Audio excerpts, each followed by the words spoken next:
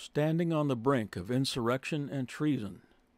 Those are the words of President Andrew Jackson to his Vice President John C. Calhoun, and to the citizens of South Carolina when they tried to nullify a federal tariff law in 1832.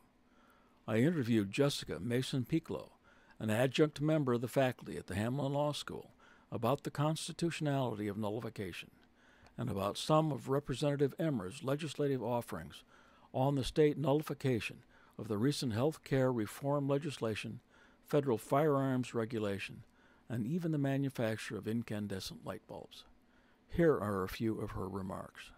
I think that Representative Emmer has ironically given us a fantastic opportunity to spend some time looking at the importance of some of these constitutional issues.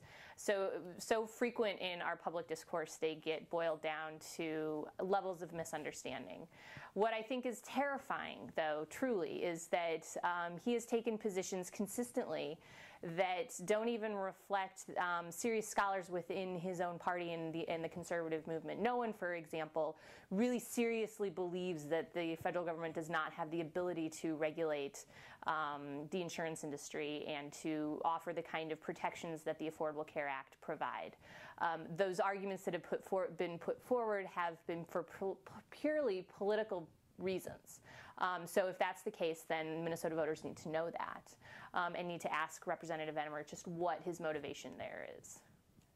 Now, in fact, didn't the Health Care Reform Act recently pass its first court hurdle? It did. The Eastern District of Michigan was the first jurisdiction to bring down an order in support of the government's ability to mandate individual insurance purchases through its Commerce Clause powers of the Constitution.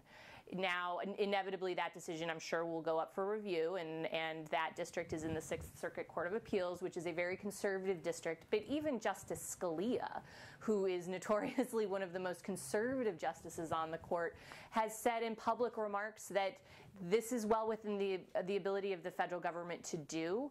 And while we can't opine specifically that how Justice Scalia will rule on any given issue based on his public remarks, I think the fact that both he and Chief Justice Roberts have come out and said, yes, the power of the federal government is at its most expansive when it's regulating commerce, and these issues fall within that power, is a pretty good indication of how the court would rule.